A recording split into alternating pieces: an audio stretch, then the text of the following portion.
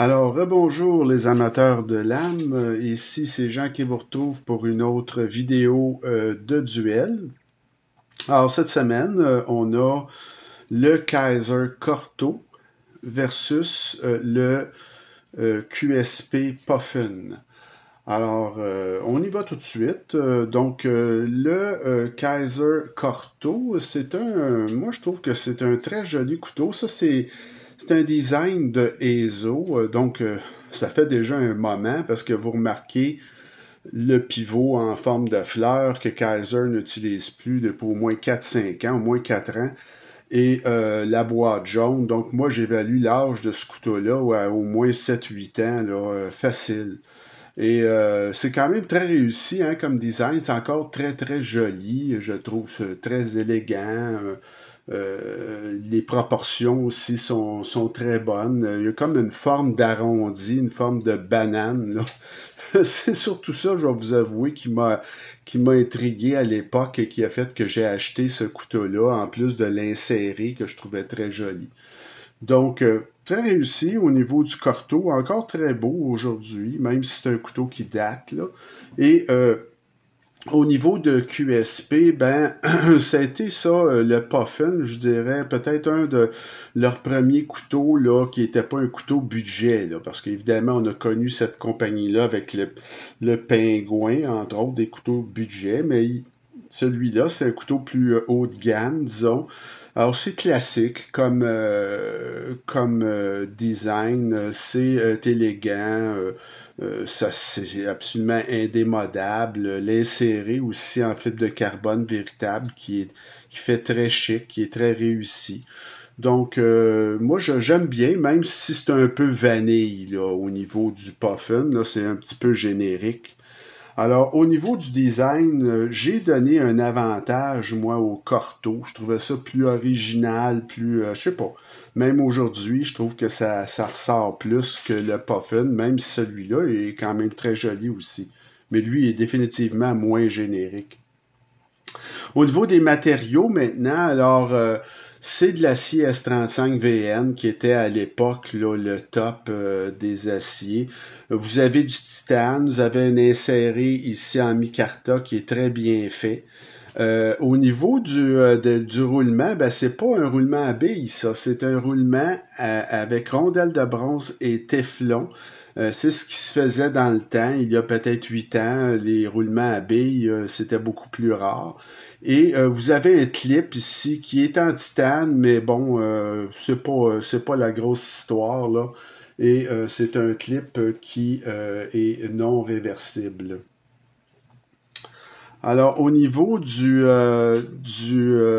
Puffin, ben, là aussi, on a du S35VN. Par contre, c'est un couteau qui est plus moderne, donc roulement à billes. C'est du titane avec un très joli inséré de fibre de carbone véritable des deux. Non, il n'est pas des deux côtés, donc d'un seul côté.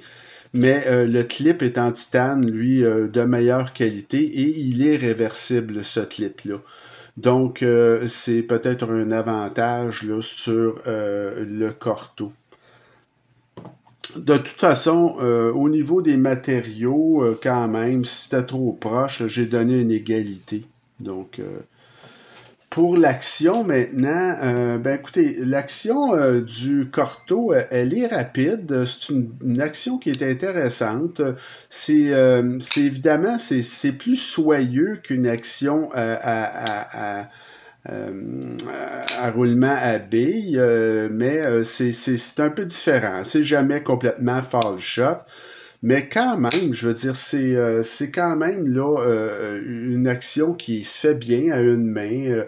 La seule chose que je peux dire, c'est que les goujons de pouce ne sont pas les plus confortables. Donc ça, c'est pas la perfection là, au niveau du corto. On dirait que la détente est un peu dure. Quand vous l'ouvrez plusieurs fois d'affilée, vous pouvez avoir un petit peu un inconfort au niveau du pouce. Par contre, la barre de déverrouillage, c'est très bien fait. Regardez, ils ont machiné. Donc, ça c'est pas un problème. Et vous n'avez pas de risque de vous couper parce qu'évidemment, c'est pas complètement fall shot. Ça vous laisse le temps de vous ajuster là, avec les rondelles de bronze et le Teflon. Au niveau du puffin, ben là, évidemment, c'est un peu plus là, fall shot. L'action, elle est très vive aussi au niveau du puffin. Les goujons, ça fonctionne très bien, mais remarquez que le goujon est un peu mal placé. Il est dans ce qu'on appelle le chemin de la lame. On essaie d'éviter que les goujons soient dans le chemin de la lame, si vous voulez, dans le tranchant de la lame. C'est pas recommandé. Mais au niveau du fonctionnement, ça va. L'accès à la barre, je vous dirais que ça pourrait être mieux, là, mais c'est quand même très correct. Comme je vous dis, le principal, là, les puristes vous le diront, la principale reproche qui va être fait à ce couteau-là, c'est que les goujons sont peut-être pas trop bien placés. Au niveau de l'action, ça paraît pas, par contre, c'est très efficace. Alors, au niveau de l'action, j'ai donné un avantage au Corto parce que lui, vraiment, les goujons sont, à mon avis, un petit peu plus en retrait, sont moins dans le chemin de la lame et l'accès à la barre de déverrouillage est nettement supérieur. Au niveau de l'ergonomie maintenant. Alors l'ergonomie, le Corto, on a quand même une prise à 4 doigts qui est quand même pas mal confortable. Là. Je vous dirais que c'est très bien. Il n'y a pas de dentelure, là, ça, bon, c'était un peu un oubli, mais bon, à cause de l'âge, peut-être que c'était comme ça dans le temps, je ne sais pas trop. Il y a assez peu de hotspots de clip, je vous dirais, là-dessus. Et comme je vous disais, là, le petit reproche, c'est que les goujons, là, quand vous l'ouvrez souvent, c'est pas les plus confortables. La détente est peut-être un peu trop forte, en tout cas. Au niveau de l'ergonomie du puffin, ben là, c'est plus serré. Le couteau est plus petit. C'est une prise à 4 doigts, mais c'est juste. On va dire ça comme ça. Et il n'y a pas non plus de dentelure sur le dessus. Bon, vous n'avez pas de hotspot ou très peu de hotspot de clip.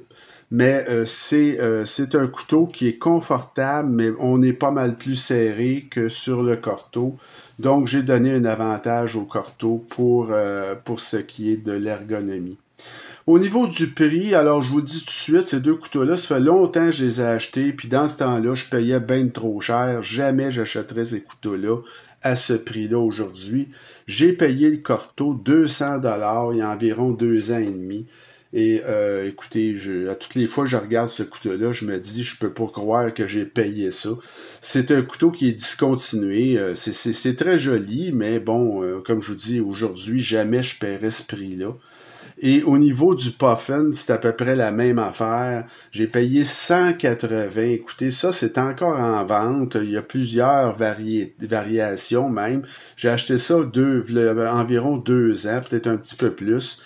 Puis aujourd'hui, c'est très souvent en vente, à peu près entre 120 et 140. Donc, encore une fois, un couteau que j'ai payé beaucoup trop cher, le Corto.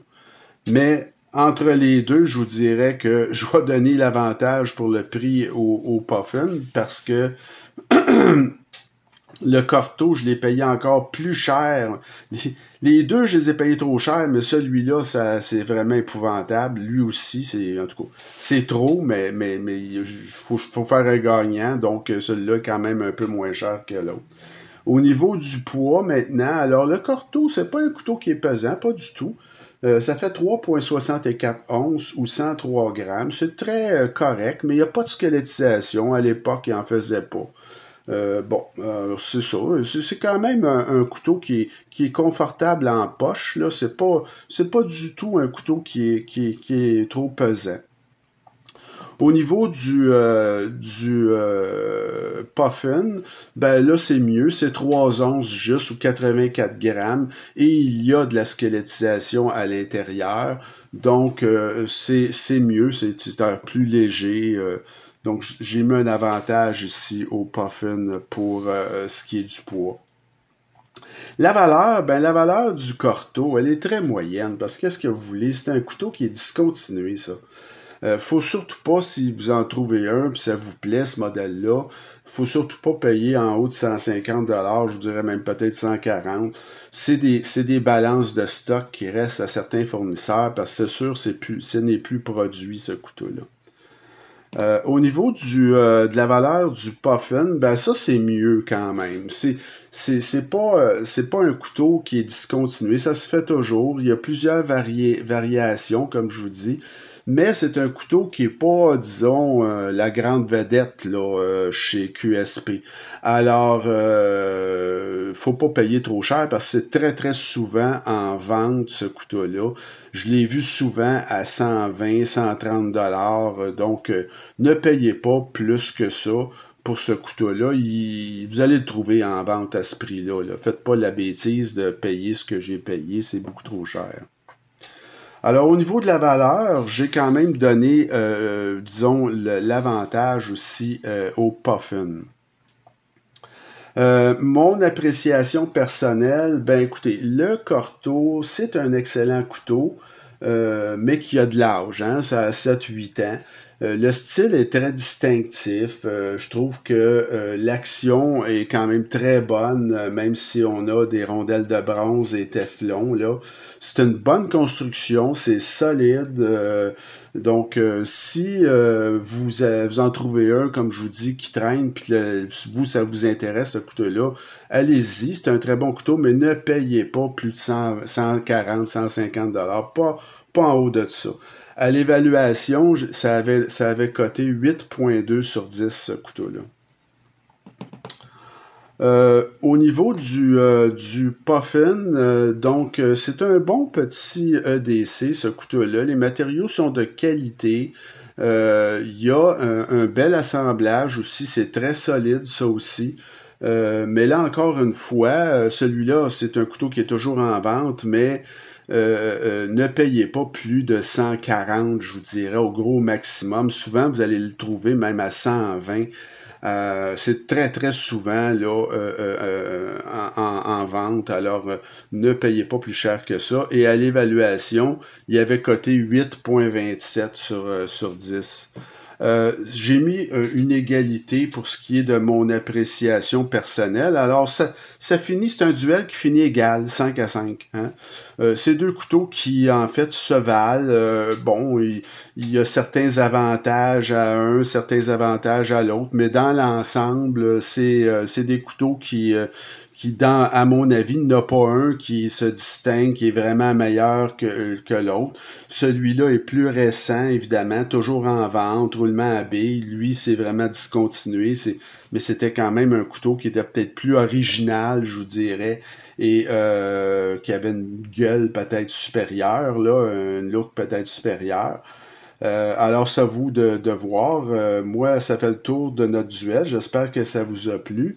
La semaine prochaine ou la prochaine vidéo, alors j'ai un duel encore entre deux couteaux, disons plus haut de gamme.